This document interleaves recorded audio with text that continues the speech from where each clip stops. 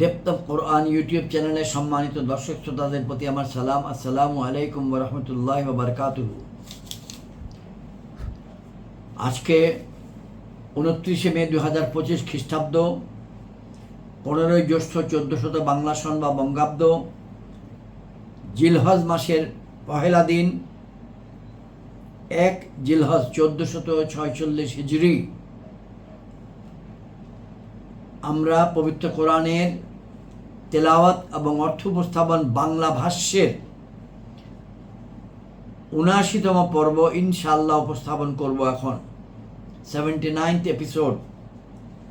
এবং এর মাধ্যমে আমরা আজকে সূরা তাওবার 113 নম্বর আয়াত থেকে তেলাওয়াত শুরু করব এবং সূরা তাওবার শেষ পর্যন্ত আমরা তেলাওয়াত করব। সূরা তাওবায় আয়াতের সংখ্যা 129, অর্থাৎ 113 থেকে 129 নম্বর আয়াত। সূরা তাওবা মূলত তাবুকের যুদ্ধের কে কেন্দ্র করে, তাবুকের যুদ্ধের পরবর্তী ঘটনা, মুশরিকদের আচরণ, মুমিনদের জন্য নির্দেশ ইত্যাদি নিয়ে আবর্তিত এবং রাসূলুল্লাহ সাল্লাল্লাহু আলাইহি ওয়াসাল্লাম প্রতিও অনেকগুলো কথা বার্তা এখানে আছে।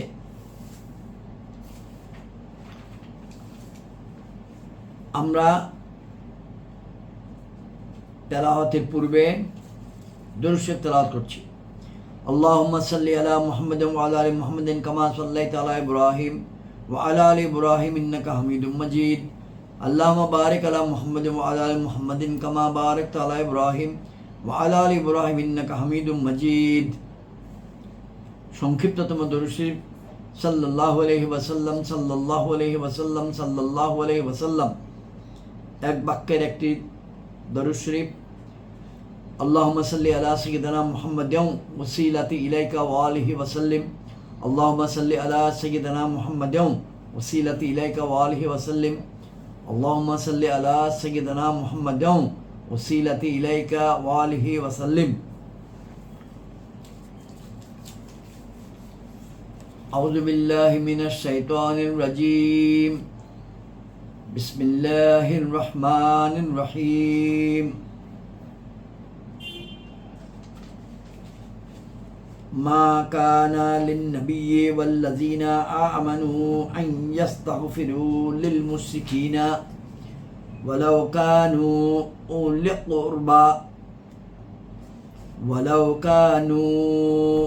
কুরবা মিন বা'দি মা তাবায়্যানা লাহুম আন্নাহুম আসহাবুল জাহিম।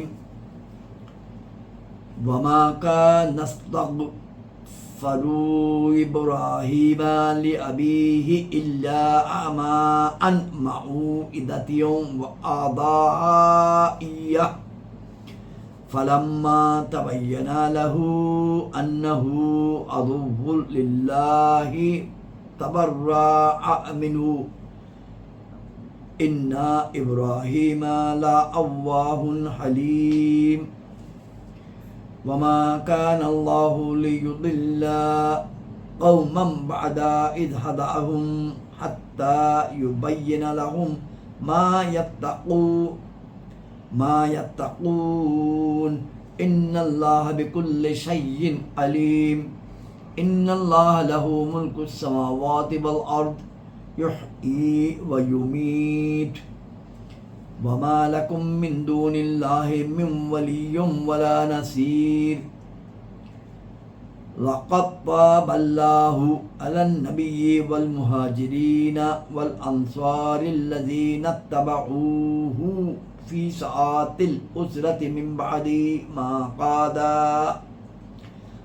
কাদা ইয়াযীগু কুলুবু ফারীকিম মিনহুম সুম্মা তাবা আলাইহিম ইন্নাহু বিহিম রাউফুর রহিম। ওয়া আলা সালাসাতিল্লাযীনা খুল্লিফু হাত্তা ইযা দাকাত আলাইহিমুল আরদু বিমা রাহুবাত ওয়া দাকাত আলাইহিম أنفسهم وظنوا أن لا ملجأ من الله إلا إليه সুম্মা তাবা আলাইহিম লিয়াতুবু ইন্নাল্লাহা হুয়াত তাওয়াবুর রহিম ইয়া আইয়ুহাল্লাযীনা আমানুত্তাকুল্লাহা ওয়া কুনু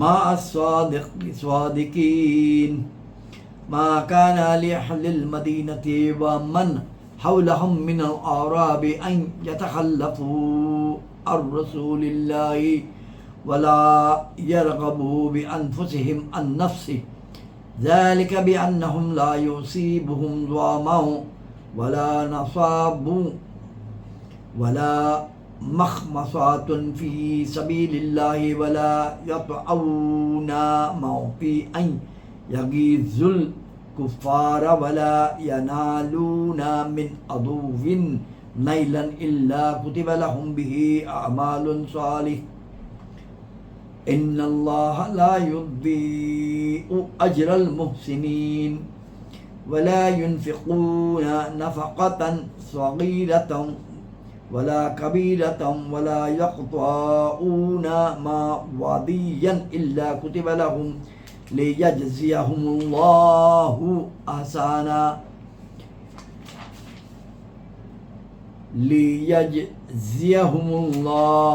أحسن ما كانوا يعملون وما كان المؤمنين لينفروا كافة فلولا نفر من كل فرقة منهم طائفة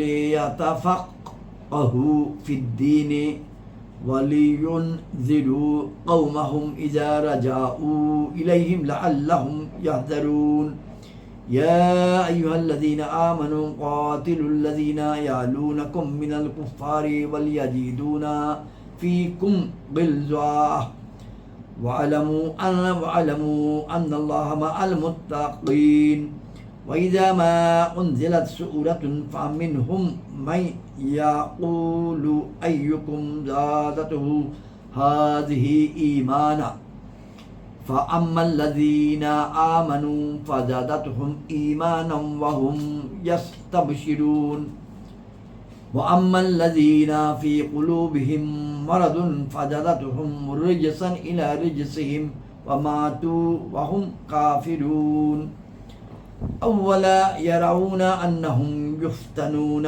في كل عام مرة أو مرتين ثم لا يتوبون ولا هم يذكرون وإذا ما أنزلت سورة نظر بعضهم إلى بعض هل يراكم من أحد ثم انصرفوا صرف الله قلوبهم بأنهم قوم لا يفقهون لقد جاءكم رسول من أنفسكم عزيز عليه ما أنتم حريص عليكم بالمؤمنين رؤوف رحيم فإن تولوا فقل حسبي الله لا إله إلا هو عليه توكلت وهو رب العرش العظيم صدق الله المولانا العظيم وصدق رسوله النبي الكريم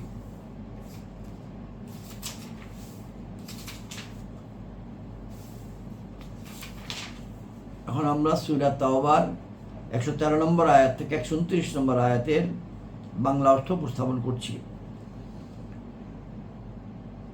113 নবী ও মুমিনদের জন্য সঙ্গত নয় যে তারা মুশরিকদের জন্য ক্ষমা প্রার্থনা করবে, যদিও হয় তারা আত্মীয় স্বজন, অর্থাৎ আত্মীয় স্বজন হলেও মুশরিকদের জন্য মুমিনগণ ক্ষমা প্রার্থনা করবে না, যখন তাদের সামনে সুস্পষ্ট হলো যে ওই সব লোক জাহান্নামী।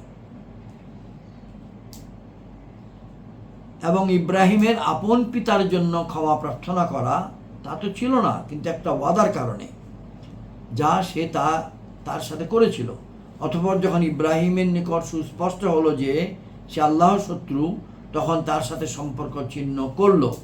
নিশ্চয়ই ইব্রাহিম অতি ক্রন্দনকারী, সহনশীল। ইন্না ইব্রাহিমা লাআওয়াহু হালিম। 115 নম্বর আয়াত। এবং আল্লাহর জন্য শোভা পায় না যে তিনি কোনো সম্প্রদায়কে হিদায়াত করে পথভ্রষ্ট করবেন, যতক্ষণ পর্যন্ত তাদেরকে স্পষ্টভাবে বলে দেবেন না কোন বস্তু থেকে তাদেরকে বাঁচতে হবে। নিশ্চয়ই আল্লাহ সব কিছু জানেন। ইন্নাল্লাহ বিকুল্লি শাইইন আলিম। 116।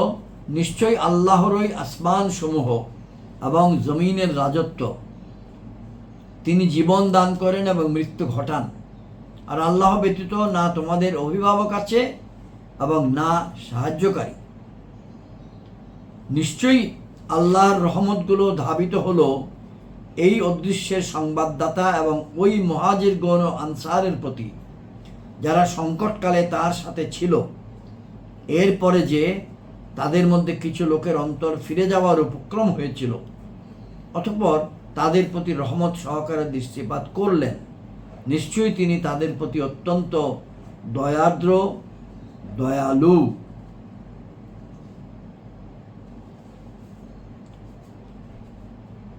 118 নম্বর আয়াত।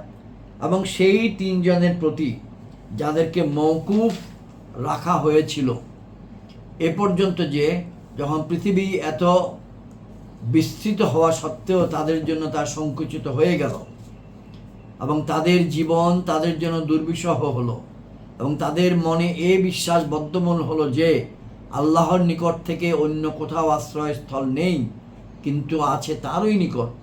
অতঃপর তাদের তওবা কবুল করেন যেন তারা তওবাকারী হয়ে যায়।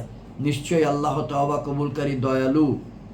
এই তিনজন বলতে আয়াতের শুরুতে বলা হয়েছে তারা হলেন হযরত কাব ইবনে মালিক, হেলাল ইবনে উমাইয়া এবং মুরারাহ ইবনে রাবি রাদিয়াল্লাহু আনহুম আজমাইন। তারা তাবুকের যুদ্ধে হাজির হননি। হুজুর ফেরত এসে তাশরীফ ফেরত আসার পর ওই সব হযরত মুনাফিকদের মতো কোনো বাহানা বানাননি, বরং নিজ নিজ অপরাধের কথা স্বীকার করলেন। রসুল পাক সাল্লাল্লাহু আলাইহি ওয়াসাল্লাম তাদেরকে সম্পূর্ণরূপে বয়কট করার নির্দেশ দিলেন, যেন কোনো মুসলমান তাদেরকে সালাম না দেন, তাদের সাথে কথা না বলেন, তাদের সালামের জবাব না দেন। এমনকি ওই সব হযরত আপন বিবিদের নিকটও যেতে পারতেন না। এই নির্দেশ জারির পর এমনই মনে হতো যেন তাদেরকে কেউই চিনে না। 50 দিন রাত তাদের উপর এমনই অবস্থায় অতিবাহিত হলো। অতঃপর মহান আল্লাহ রাব্বুল আলামিন তাদের তওবা কবুল করলেন। তওবা কবুল হলো, এই আয়াতেই এটা উল্লেখ করা হয়েছে। আমরা অর্থের বাইরে একটু ব্যাখ্যা টিকা থেকে বললাম। 119 নম্বর আয়াত। হে ঈমানদারগণ, আল্লাহকে ভয় করো এবং সত্যবাদীদের সাথে থেকো। হে ঈমানদারগণ, আল্লাহকে ভয় করো এবং সত্যবাদীদের সাথে থাকো। মদিনাবাসী ও তাদের পার্শ্ববর্তী মরুবাসীদের জন্য সঙ্গত ছিল না যে আল্লাহর রসুল থেকে পেছনে বসে থাকবে, এবং না এও যে তার জীবনের চেয়ে নিজেদের জীবনকে প্রিয় মনে করবে। এটা এই জন্য যে তাদেরকে যে পিপাসা অথবা কষ্ট কিংবা ক্ষুধা আল্লাহর পথে স্পর্শ করে, এবং যেখানে তারা এমন স্থানে পা রাখে যা কাফিরদের ক্রোধ উদ্রেক করে, এবং যা কিছু কোনো শত্রুর ক্ষতি করে, এসব কিছুর পরিবর্তে তাদের জন্য সৎকর্ম লিপিবদ্ধ করা হয়।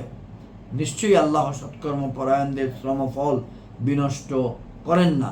ইন্নাল্লাহা লা ইউযিউ আজরাল মুহসিনিন। এবং তারা যা কিছু ব্যয় করে, ছোট অথবা বড়, এবং যে প্রণালী বা প্রান্তরই অতিক্রম করে, সবই তাদের অনুকূলে লিপিবদ্ধ করা হয়, যাতে আল্লাহ তাদের সবচেয়ে ভালো কাজগুলোর পুরস্কার তাদেরকে প্রদান করেন। 122 নম্বর আয়াত। এবং মুসলমানদেরকে এটা তো হতেই পারে না যে মুসলমানদের থেকে এটা তো হতেই পারে না যে সবাই একসাথে বের হবে। সুতরাং কেন এমন হলো না যে তাদের প্রত্যেক দল থেকে একটা দল বের হতো, যারা ধর্মের বুঝ জ্ঞান অর্জন করত এবং ফিরে এসে নিজ সম্প্রদায়কে সতর্ক করত, এই আশায় যে তারা সতর্ক হবে। 123 নম্বর আয়াত, হে ঈমানদারগণ, জিহাদ করো ওইসব কাফিরের সাথে যারা তোমাদের নিকটবর্তী, এবং উচিত যেন তারা তোমাদের মধ্যে কঠোরতা পায়। আর জেনে রেখো যে আল্লাহ পরহেজগারদের সাথে আছেন। 124, এখন যখনই কোনো সূরা অবতীর্ণ হয় তখন তাদের মধ্যে কেউ কেউ বলতে থাকে, তা তোমাদের মধ্যে কার ঈমানে উন্নতি দিয়েছে?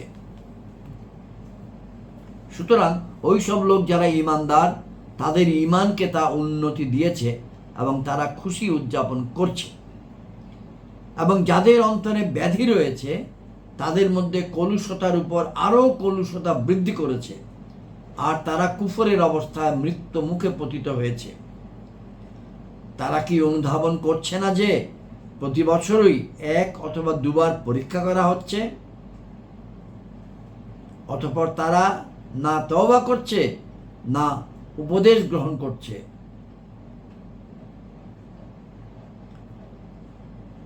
127, এবং যখনই কোনো সূরা অবতীর্ণ হয় তখন তারা একে অপরের দিকে তাকাতে থাকে, কেউ তোমাদেরকে লক্ষ্য করছে না।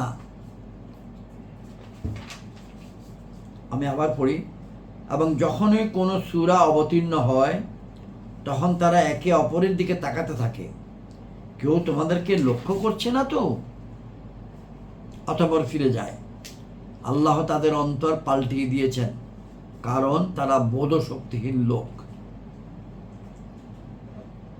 বিআন্নাহুম কওমুল লা ইয়াফকাহুন। 128 নম্বর আয়াত,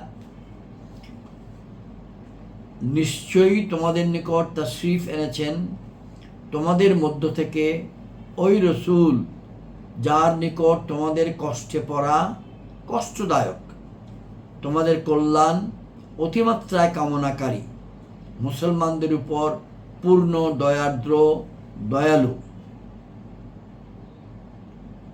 অতঃপর যদি তারা মুখ ফিরিয়ে নেয় তবে আপনি বলে দিন, আমার জন্য আল্লাহই যথেষ্ট, তিনি ব্যতীত অন্য কারো ইবাদত নেই, আমি তারই উপর ভরসা করেছি এবং তিনি মহান আরশের অধিপতি।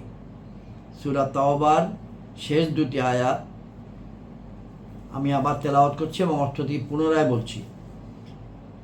লাকাদ জাআকুম রাসূলুম মিন আনফুসিকুম আজিজুন আলাইহি মা আনিত্তুম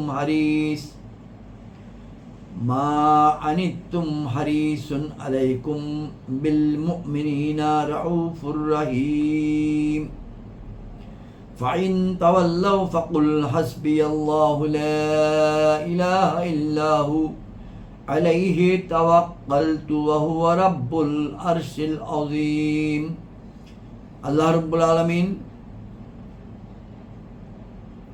এই পবিত্র কোরআন যে মানব জাতির উপরে অবতীর্ণ হয়েছে তাদেরকে সম্বোধন করে বলছেন, মদিনাবাসীকে সম্বোধন করে বলছেন, আরববাসীকে সম্বোধন করে বলছেন, সবাইকে সম্বোধন করে বলছেন, নিশ্চয়ই তোমাদের নিকট তাশরীফ এনেছেন তোমাদের মধ্য থেকে ওই রসূল যার নিকট তোমাদের কষ্ট পড়া কষ্টদায়ক, অর্থাৎ তোমাদের কষ্টটা ওনাকে অনেক কষ্ট দেয়, তোমাদের কল্যাণ অতি মাত্রায় কামনা করি, মুসলমানদের উপর পূর্ণ দয়ার্দ্র দয়ালু।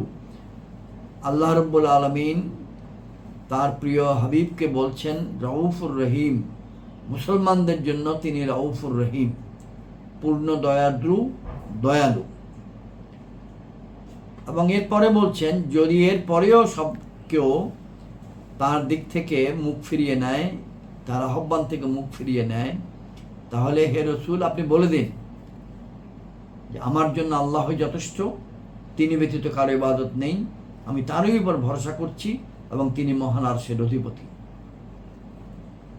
সূরা তাওবার তেলাওয়াত এবং অর্থ উপস্থাপন এখানেই শেষ। শুকর আলহামদুলিল্লাহ। আজকের জন্য বিদায়। আসসালামু আলাইকুম ওয়া রাহমাতুল্লাহি ওয়া বারাকাতুহু।